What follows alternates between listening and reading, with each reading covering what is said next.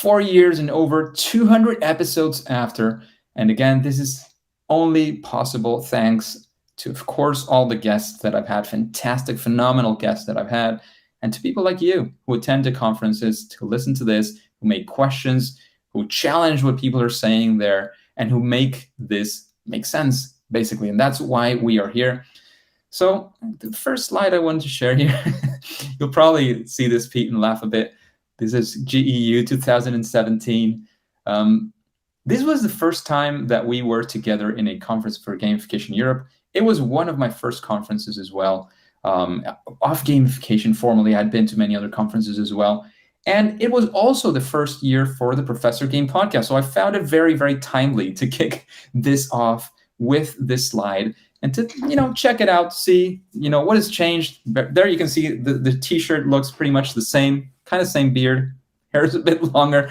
Other than that, I think we're doing, from the physical side, not too different in general, most of us.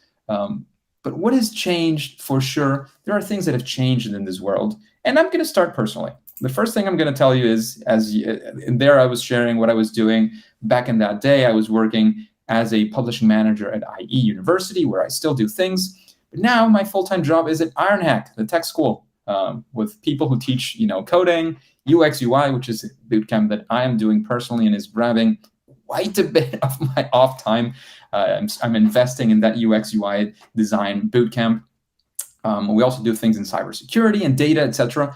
I am there on the product organization, on the product side of things, and I work especially with enterprises, with companies. Instead of going directly to the students, my side of the business, so to speak, is working with corporate clients. That's exactly what I'm doing there. It's kind of related to what I was doing before as well. And that's why I'm developing myself here. But it's been a very interesting experience for me personally to see things from the product perspective. This, there's many things that we talk about. There's many things that we discuss, but it's not the same researching, looking at things and doing them yourself, as Pete was mentioning.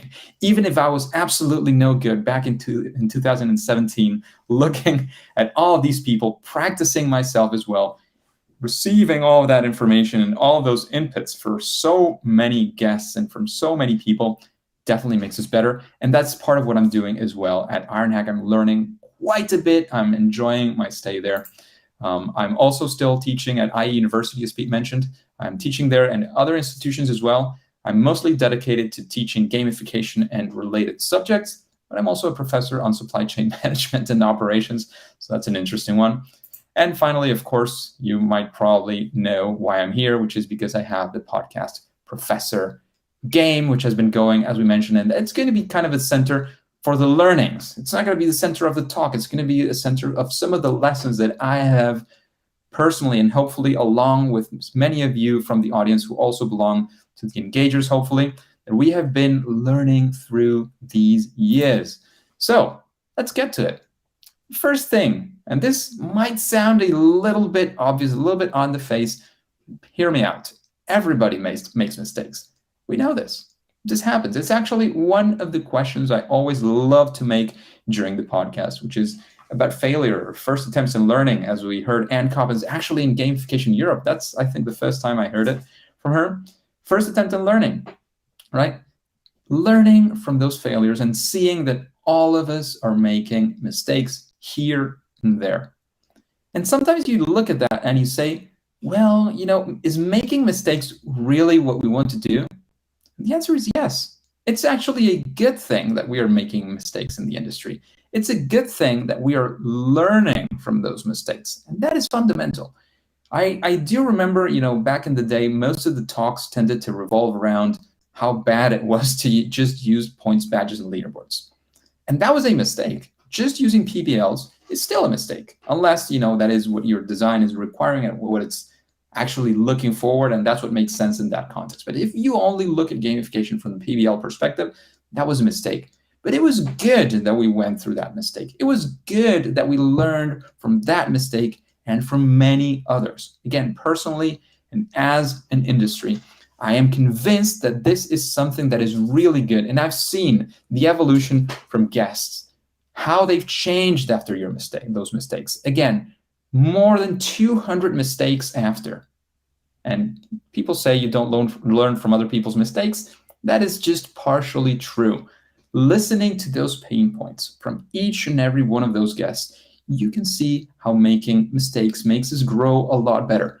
Again, there is a crucial thing about making mistakes. If you dropped your ice cream cone on the floor because you tipped off and fell, and the ice cone fell, next time you're having your ice cone, you're probably going to be looking more at the floor so that it doesn't drop, as you can see in that image, right? Same thing happens in gamification. If you have a difficulty, and that's where this all started for me as well in Gamification Europe. That talk was all about the mistakes that I made when I made my first steps in gamification.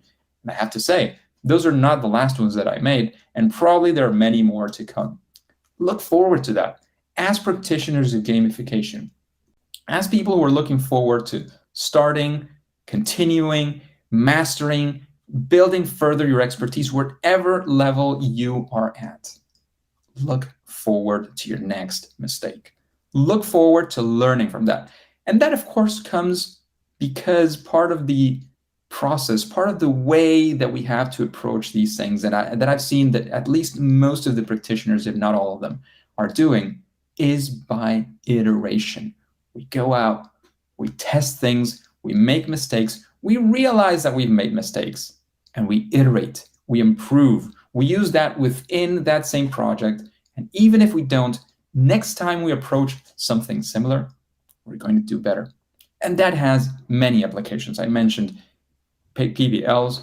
There's also many instances of how to deal with clients and what words to mention, what words to not mention, how deep you can go into the objectives that you have with your clients or with the people that you're working with, how to build up your multifunctional teams or your multitask teams, how each person needs to have their responsibility, and how everybody as well needs to have a lot of ownership. There's a lot of lessons. Again, 200 episodes after, you can find many of them. I've just mentioned a few because I do think that the idea behind testing and actually getting to do, which is really hard. Sometimes, even in entrepreneurship, you hear people having these ideas and going to their basement for months at a time, years at a time, then coming out with a perfect, fantastic solution and realizing it's not the right solution. In gamification, this can happen and happens all the time as well. We think something is going to work. We do all the studies. We work with very, very smart, very talented people. But still, this has to hit reality. This has to be tested out. We have to check our assumptions all the time. And it's about having that mindset, scientific mindset, so to speak, and arriving to all of this through iteration, through learning, and all of these things, right? Next slide. The next thing that I have definitely learned here is about unexpected inspiration. We find inspiration in many different places. And again, I don't want to name anybody from the podcast, but I can tell you there's always interviews that you can be more excited about or not super excited about beforehand. Sorry, that's right here. Give me just 1 minute. I'll check out what happened. Pete, bear me out.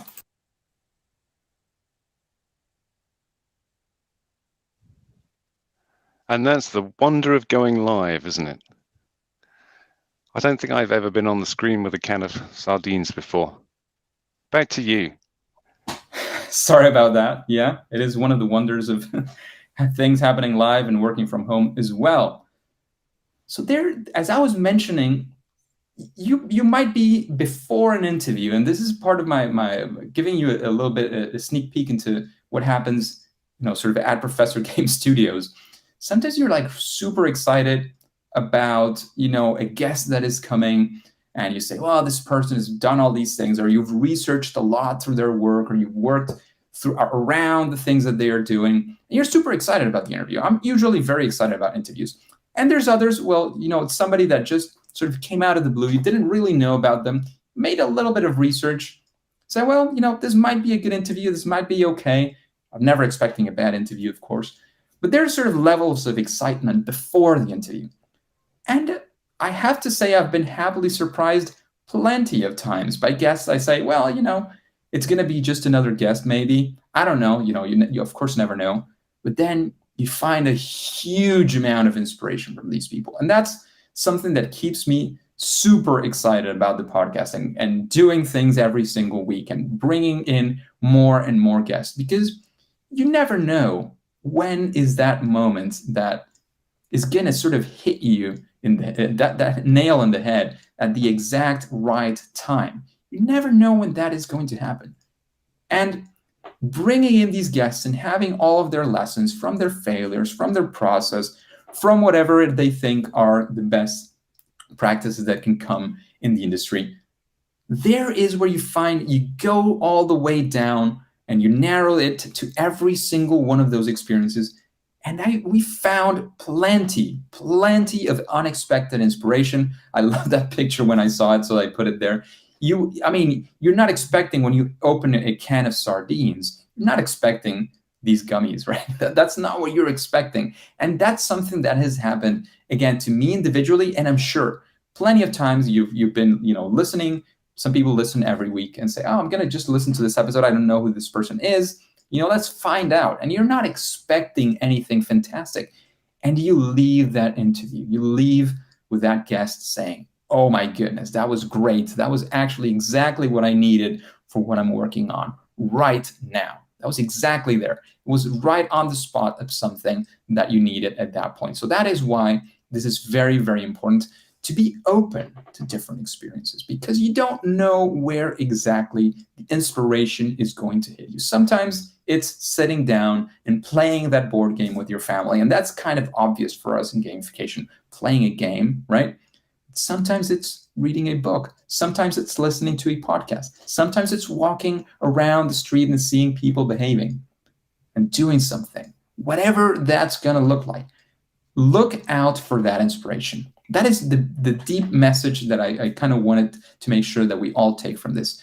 Make sure you're always searching for that next level of inspiration, and you're going to find it. You're going to find it. Eventually, when you're not looking for it necessarily, when you're not sort of super focused, when it's in the back of your head, I like to tell my students to sort of see something, think about it, this is what I'm going to think about, and then sort of let it go. It's going to be in the back of your head. It's going to be there sort of marinating that idea. And you don't know when, again, you're walking around, you're driving in your car, you're listening to a podcast, and you say, that's it. That's the inspiration that I needed. That was the message I needed to hear at that time, at that exact moment, to get me to the next level. And that's something that we see all the time in learning. And that's one of the ways that gamification came to be. We were playing games, we were doing things, and realized that these strategies, these ideas, these design strategies could be used, as we are talking today, in learning, right? We could bring this to the classroom. We could bring this to a training room. We could bring this to a training with a company and make learning so much better, right? That is something that we figured out as an industry, and that we must not forget that we need to continue doing as well. So be open to that unexpected inspiration. And that unexpected inspiration also has us, because I do know that we are hungry, very hungry, for finding and seeing and observing case studies. What have others done in the industry that might be that next big thing that could be useful for us? We are always looking forward to that. So there is the unexpected inspiration that I just mentioned, but it goes very neatly as well to looking into case studies. That's probably one of the reasons why you are here in the first place. In a conference, you're here because you're looking to see what other people are doing. And the more details that we can bring from those projects, the more that we can share. Everybody in the industry, or at least a lot of people from the industry, are going to be super hungry for looking into that. We are devouring case studies. Anything that comes out, all the juicy details that we offer are always, always devoured by readers, listeners, viewers alike, because we want to see how that is working. And as well, we have a little bit of, we want to see what is not working as well. We want to see, we want to have a deep look, like that X-ray that we're seeing in the image there. We want to take a sneak peek inside and see what is working. Again, whether you are at the start because you want to understand a little bit better what this whole gamification thing is about, and maybe how can I be looking into implementing it into my daily classroom trainings or my own learning for myself. You're looking into it and seeing, what can I find here? You're at the medium level as well. That could be the case. You're looking for inspiration. You've done a few things. You want definitely more. But even if you are, one of the experts in the industry, it's always very, very interesting to see where are others succeeding, where are others not succeeding, and perhaps trying to figure out why. We want to look again. If you're looking at that one, you're looking for perhaps what the pain is causing this person. I'm guessing I have no medical experience or expertise by any capacity. They're looking perhaps at the lungs. You're trying to find out what it is that is happening to this person. You want to go deep inside to figure that out. We want to, again, have that scientific approach. We want to be those scientists looking, experimenting, iterating, seeing what is going down inside of that case study to understand it better, to go through all the different steps and see how we can make it, how we can improve it, how we can make things a lot better, right? I'm seeing the chat now. Is a good reminder to keep the motto, succeed and learn. Yeah, definitely. Pete was asking if I have any favorite case study. Let's see. I would say I always like to use, at least in my classes, I always like to see some examples of what people are doing. And one of the things that I like to do is try to deconstruct. What do we think was the thought process that somebody was having behind the creating the things that they made? One of the things, it's kind of a classic example that we use a lot in gamification, which is Duolingo. I really like to use it, especially in the learning arena, for many reasons. Of course, it's a very good case study. It's pretty successful in general, and it's pretty in the face, in the sense that it's obvious that there is something around games and gamification going on in that app. You can see it, you can see the points and all these things. One of the things that I like to focus on very much is trying again to deconstruct, like, what was the idea that led them to take a design decision like the ones that they made. For example, behind the streaks, and this is something that I mention a lot. If you've heard me before, you're probably saying, oh, Rob's here again with the streaks in Duolingo. The streaks, in my opinion, in my sort of reverse engineering situation, would be something like Duolingo realized how important it is for language learning, not just that you put in a lot of hours in total, right? Actually, the same amount of hours, if you, instead of putting them one after the other, you do 10-minute, 20-minute bits every single day, is going to be immensely more impactful than saying, doing that for a full week without sleeping or even with sleeping, right? Doing every single day, 8 hours a day is not as impactful as spending, again, I'm not, don't believe me in the math, I haven't done the math for this, let's say the same amount of hours throughout the year, right? It's not going to be as impactful. So what did they do? They got inspiration from games or wherever it is that they thought about this. And they said, let's implement the daily streaks. Simple as that, right? Many other, game mechanics are incorporated, and there's many strategies within the Duolingo app. But one of the things that keeps you coming back is having that daily streak that you don't want to lose out on. You have 93-day streak. You're not going to miss out on day 93. You're going to go for day 94. You want to get to 100. Once you're at 100, you don't want to lose it. It costs you so much effort. Eventually, you get, hopefully, to a year or so practicing every day. And also, you're going to be starting to see some of the results as well in your language learning. So that's going to be further motivation for you. But it's, amongst many other things, thanks to strategies like the streaks. So that's one of the ones that I like to mention quite a bit.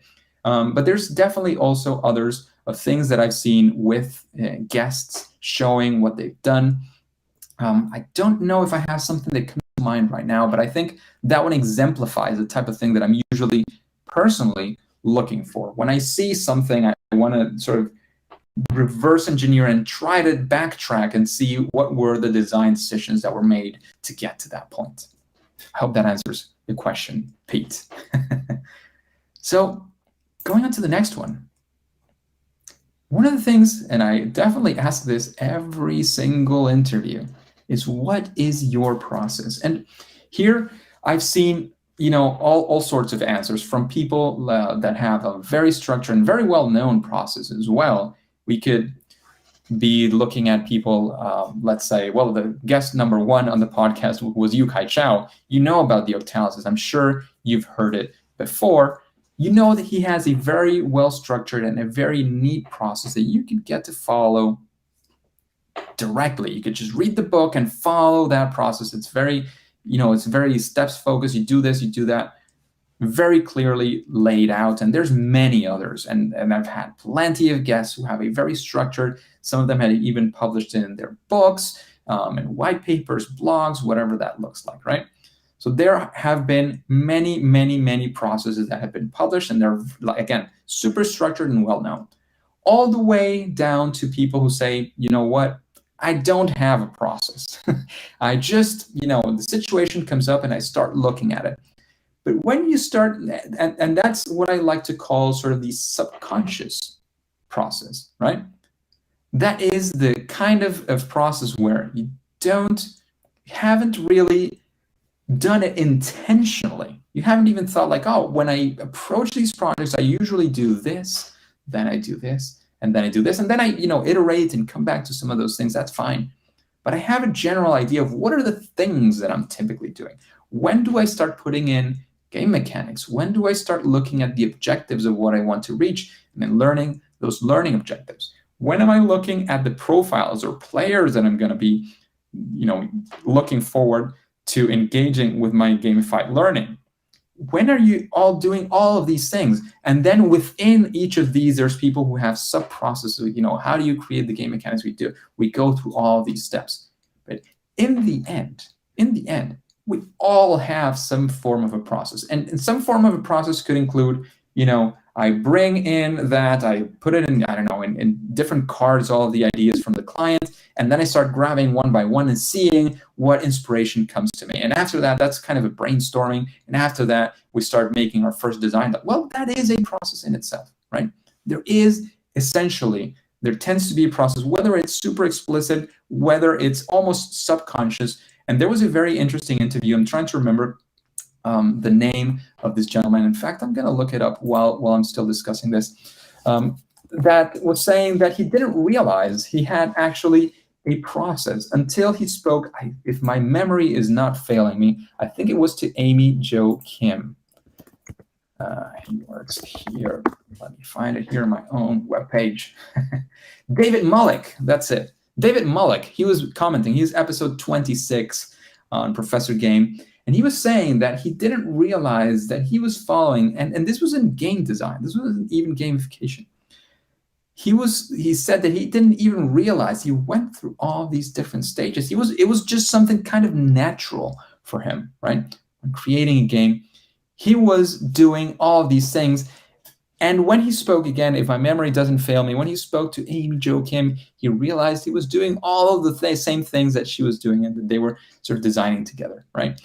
So again, if you're not explicitly following a process, you don't have your own process necessarily, try to bring it back up to the surface. Try to think about, sort of reverse, sit back, take a step back, try to see what is going on and see.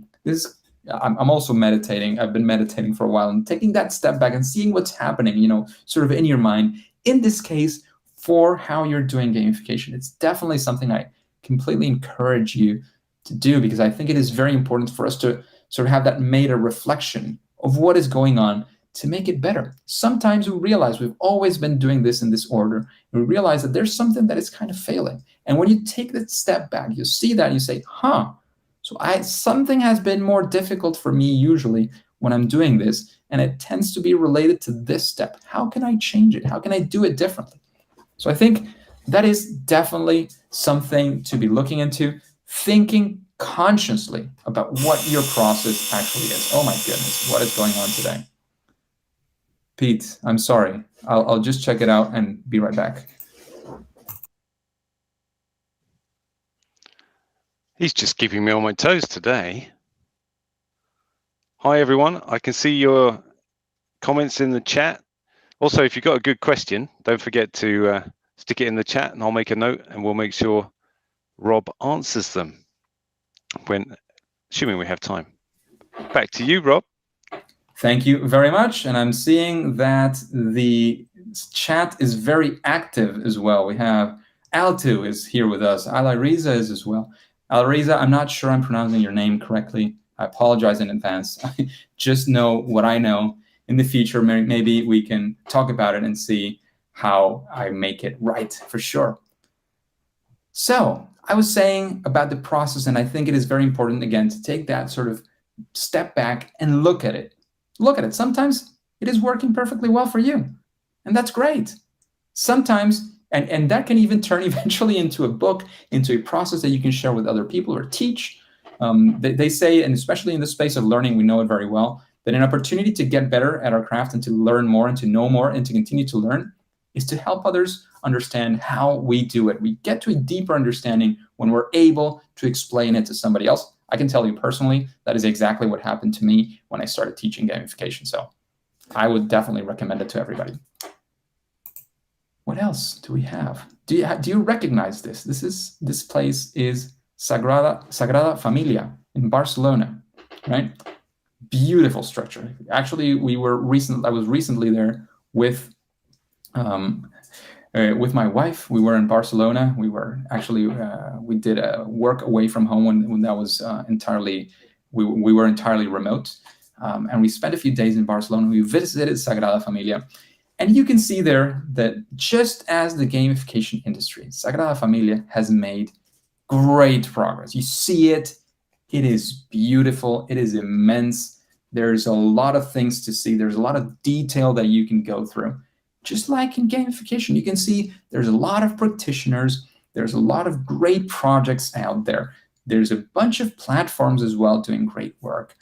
There's a lot of processes, as I was mentioning before. There's a lot of things that have gone through gamification. And just like Sagrada Familia, you can sort of get yourself in there and sort of delight yourself in the beauty of everything that you can find in Sagrada Familia and definitely in gamification. There is a lot of inspiration that we continue to have. There's a lot that we have progressed from. I mentioned recently the PBL discussion. You would basically see that in every single conference. There was somebody sort of bashing points, badges, and leaderboards.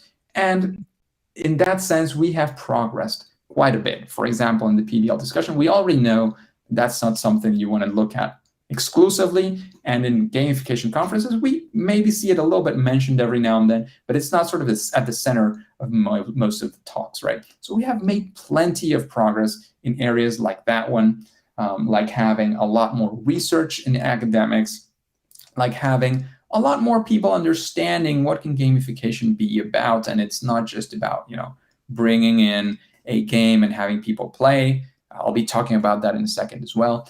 But we have progressed quite a bit as an industry. And especially in the world of learning, I've seen many, many exciting things going on. You can see all the way up from people who are doing great work and teaching others, all the way down to an individual contributor who's doing their daily work, teachers, trainers, professors, we're doing their thing in their classroom, creating stuff. There's a student I had in one of my workshops that we do with the EFMD, the European Foundation for Management Disciplines. I do a gamification workshop with them, just especially dedicated mostly to professors in business schools. And sometimes we have people like program managers as well. What we did last time, and something that I enjoyed very much, and we're hopefully going to be repeating in this edition that is actually ongoing right now, is bringing somebody back from the previous edition and seeing how they have progressed with their project, right? And you could see the exciting things that happened in the project as well, the pitfalls that they went through, the lessons that they had, many things that we could actually learn a lot from, especially with the students who are struggling with that right now. She was taking a look back at what her situation was in the previous edition when she was in their seat. So that was a very exciting one to see.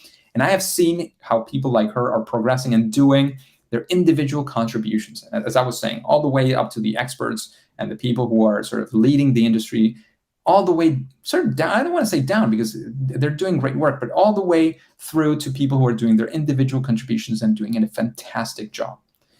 And it's also true, as well as the fact that we have made a lot of progress, there's also a long way to go. There's plenty of things that we can still learn as an industry. There's all the way from definitions, to saying what is gamification, what is not gamification, which, as many of you have heard me say many times, I'm not sure is the main discussion that we need to get into, especially given the audience that we often have, people who are starting off, people who want to learn a little bit and see how they can use this in their classroom, in their training facilities, in their online trainings as well. We just want to see what are these strategies look like. Many people don't really care what is game-based learning versus gamification. They just want to see how they incorporate these things into their experiences. But again, there is plenty of room still to make sure that we show the world the value of this. And then when you bring this to a corporate leader and say, oh, we're going to do a gamified training, they don't frown upon you and say, but we are not about fun learning and games. Here, we are a serious company. There's still a long way to go with that. And that's something that we definitely have to do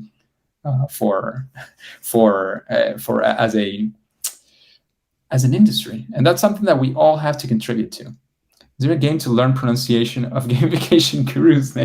Csikszentmihalyi, I got that one. I've practiced it quite a bit. Csikszentmihalyi, Mihai Csikszentmihalyi is the name of the one that Altu was mentioning in the chat. But there are plenty of difficult names. I kind of make in my personal game, Pete, if that's what you're asking, in the chat. I kind of make it my personal game to try to pronounce the games, the names of the people who come to the podcast, even before they tell me how it's correctly pronounced. I really do my best, and I do this as well in my classrooms. My classrooms tend to be very, very international, and I tend to have pretty interesting names as well, and that I do sometimes a fantastic job. I am very lucky, and I get it right the first time, and sometimes I just do it the exact opposite of what it should be. There is a very interesting challenge in that. For me, I've always been interested in languages and pronunciation, so it's something very interesting that interests me quite a bit. Game for Names by Victor A.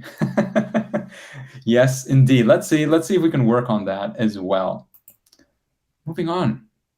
There's one thing that has been, I don't want to say bothering me, but that I've paid a lot of attention to lately, and it's the gamophobia, as I've maybe coined it today. And it's not even from the clients or the corporates that you might be talking to. Sometimes it's even ourselves. Sometimes, and think about it, and you've probably heard this before, some practitioners decide, intentionally to not mention gamification, to not mention game design, games-based learning, or any of these things very intentionally, because they're kind of afraid, as I was saying before, of what the corporate leaders or what the university management or the school management might say, and say, oh, that, we're a serious institution here, and that's not what we're doing. And that's something that I respect. I understand why some people are doing that. I definitely understand it. I'm not sure if I agree with that, but I understand where that comes from, and that's something I wanted to bring up as well. It's the fact that many people are definitely not only just implementing it as part of their work. There's plenty of companies and individuals living out of making these designs for other people. And that means, of course, that you want to get clients, right? You want to make sure you have a steady flow of clients coming in through the door. And here's where there's two strategies. One strategy is, you just go up the front door and say, what I do is gamification. I also do maybe game-based learning and simulations, but what I do is this, and this is what I offer. If you don't like it, you can find somebody else to do your training, right? And there's others who, again, I want to call for respect in that sense, that are doing it the other way around. They're saying, what it is do you want? You want engagement, you want people to actually finish and have better completion rates and all these things. In the back of their minds, they know that what they're implementing is gamification or games-based strategies in general. they don't want to mention it because they're afraid that these leaders might say, you're not a serious provider, you're not a serious, freelance or whatever your situation is. So I'm going to work with somebody else. And here's where two things can happen. There's some people who, as I mentioned, first are just pushing through and sort of trying to trailblaze in that sense and saying, this is gamification, this is what the industry is about, and this is what we're going to do. And if you don't want to do it, that's fine. You can find somebody else who does whatever else you want to do and achieves those results without doing gamification, perhaps. Or you won't do it, have a great job, and then you'll come back to me and ask me again, and you'll be convinced of that. That is definitely one of those who are doing that right now. That is something that happens, right?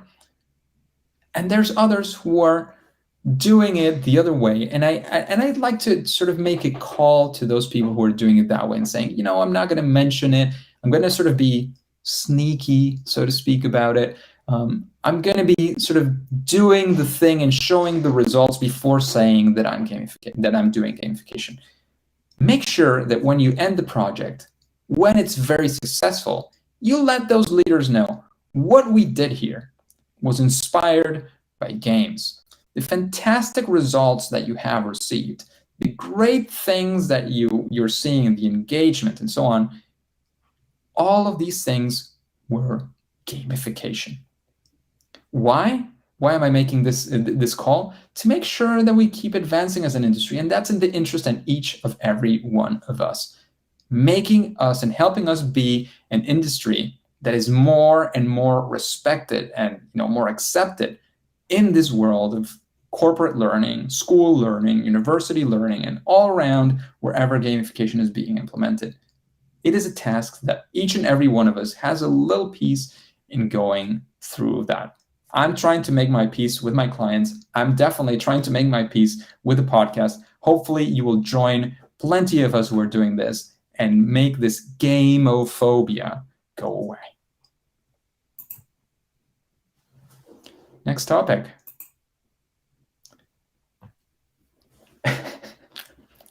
I hope some people are looking at this and having a quick laugh, right? What is gamification? Let's define gamification. We've gone through this plenty of times, and there's still not an industry-wide accepted definition of the word. In fact, I know, and Anjay mentioned this in his last interview. Every now and then he says, I want to engage people in a interesting conversation. And what do? I try to redefine gamification, and it gets plenty of people discussing and doing plenty of interesting things as well in that discussion. So the whole discussion of how we are to define gamification is very interesting. It's very deep. It's going to help us as well move forward and have yes, only after 30 minutes dare I mention gamification definitions. I'm definitely not going to try to push the one that I'm using or the one that anybody is using. But I do think that there is value, that there will be a lot of value earned once we actually get to a definition. So this is a call out. This is definitely a call out, especially to people who are doing research, who are into creating definitions. How about we eventually get to that definition? And again, that would be something that would benefit the industry, that would help people understand what it is that we're actually doing. It's going to help a lot. It's going to help a lot, definitely. This is not a discussion for everyone. And don't get me wrong, I did mention before that there's plenty of people who are interested in, having an overall umbrella of, game-inspired design, however you want to call it, and use this as a strategy, their training, in their classroom, wherever that is, right? There is a huge amount of people, and here is where I would say that the base of the pyramid is here. Most of the people looking towards doing this, and even many of the people doing it as well, are not really caring whether this is simulations, game-based learning, gamification, game-inspired, serious games, gameful design, whatever that is. There's a huge amount of people who don't care about that, Honestly, they don't care. They couldn't care less. They just want to see what the strategies are and see how they can make the best out of it for their trainings, for the people they're teaching, or whatever other purposes of gamification they're using it, right? And that's valid. That's okay. But there's also another, as the pyramid goes getting higher, there's a group of people who are interested in actually, what I'm creating right now is a gamification, is it game-based learning, is it a simulation? What is it exactly, right? Where are the differences between one and the other? And what is each of these different things? And how do they differentiate? How do I see between one and the other? What are the best practices between one and the other? A lot of research is going to happen after we're able to separate, so to speak, all these things, right? A lot of advancements can come from that as well. So it is a very interesting and a very useful discussion, in my opinion, that we need to continue having, and especially in some circles where there's people who are interested in having that discussion, going deep into those definitions. Hopefully, we will be coming to that definition of gamification we've been looking forward to for over a decade at this point, right? So again, yes, I brought in the discussion of definitions. What else do we have today? Back to basics. I've found in the podcast that plenty of times we definitely, with experts, and I definitely geek out and we start going into the deep end of gamification. And I mean, I absolutely love doing that. Absolutely love it.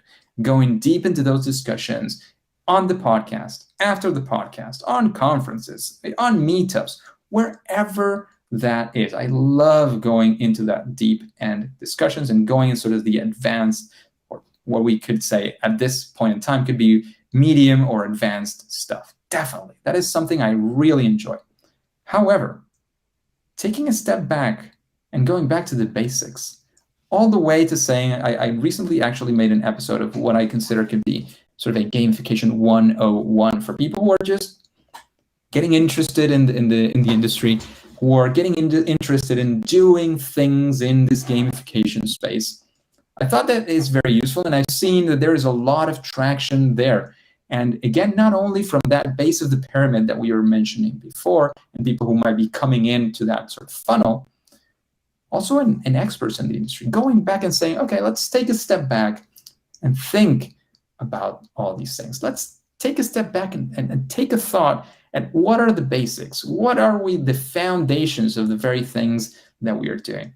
And I found that has plenty of traction as well, saying, not the definition of gamification, but what are some of the elements? What are some of the things, the terms that we continually use now that come natural for us? I, for example, use some of those terms, and then my wife asks me, what are you talking about? I have no idea what does that mean. So having a step back and looking into those things and to seeing if we're understanding the same thing when we're saying these things, I do think there is a huge amount of value there. Huge amount of value. I've seen it happening. I've seen the interest of audiences into all of this. And as well, simple things are often the best, as Victoria is mentioning, definitely. And it helps a lot to move forward. We also take a step to the side maybe and look at things. I don't want to say a step back because it sounds like we're moving forward and backward. Take a step to the side and look at things and say, all right, what are the basics of this? What are the foundations of what I'm doing?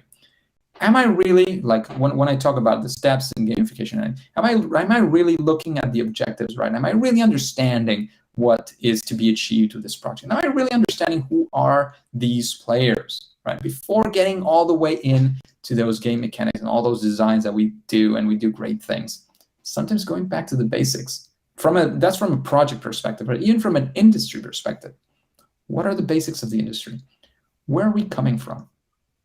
Explaining that to other people and making it palatable to people who are starting helps us take a step to the side, look at things, and get a lot better. Sometimes things are right there in front of us, and it's hard for us to look at them if we don't take that step to the side, right?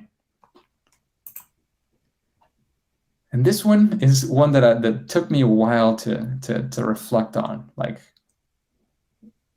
how long we've been doing this. Because sometimes you can say that Just by doing things over and over again, you get better. And that's almost 100% true, right? You have to do intentional practice. And remember all the way back to one of the first things that I mentioned about making mistakes, and that's okay. That's okay as long as we can also take a look at those mistakes, what caused those mistakes, or make a hypothesis even of what the mistake was and why it happened, and saying, all right, I'm going to do it better. And what does that mean? We grab the arrow as that kid is doing there, aim once again, and try to hit the center. And we have the new hypothesis, we test it out, we send our arrow into the wind. Hopefully it'll be closer to the center. Maybe it's not, and there we once again readjust. Okay, what did I do in that last shot?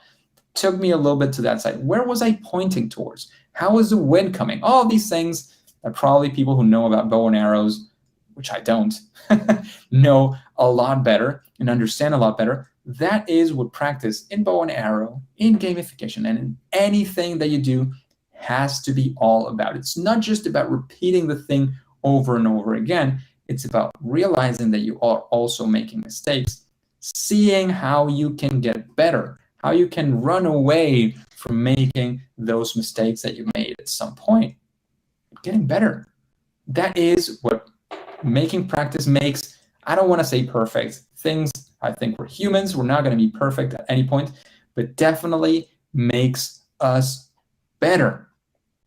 And here, many things are sort of coming together. You see that we're once again talking about failure. You see that we're talking about practice making you perfect. And practice is about a process as well. You know, the bow and arrow, you grab the arrow, you put it on the bow. That is a process. That is a series of steps of things you do. Sometimes it's, you know, I shouldn't have grabbed the arrow. I should have maybe put it here before that. You modify, you take a look at that process, which is one of the things that we were talking about. All of the discussions that we've had, except maybe for the one on definitions to this point, would definitely benefit from practicing, conscious, intentional practicing.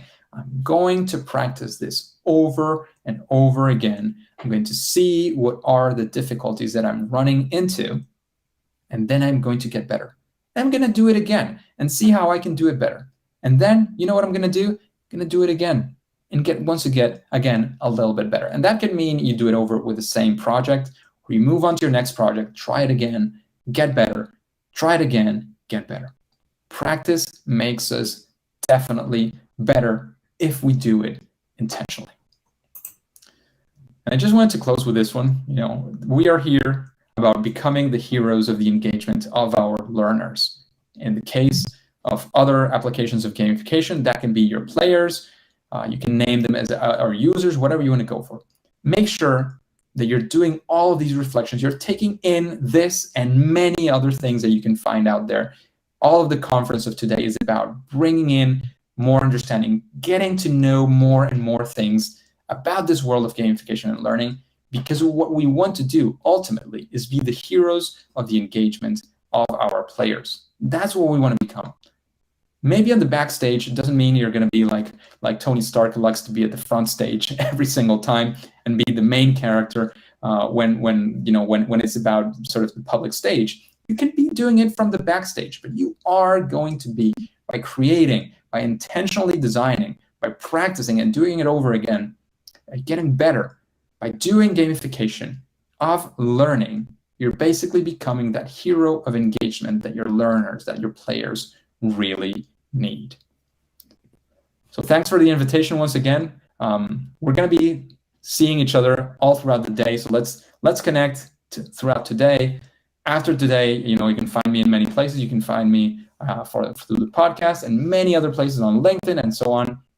Let's stay connected. Let's make of this conference and the places where we get to meet a place so that we meet, but so that we connect, so that it goes further from getting to know somebody that day and saying, I have him or her on LinkedIn, and then that's it. Let's connect. Let's continue to make these discussions. Let's continue to take this further, to understand each other and to get better every single day. All right? thanks for the opportunity once again. Pete, I don't know if you want to jump in for a second, if there's anything you want to say before we introduce our next talk.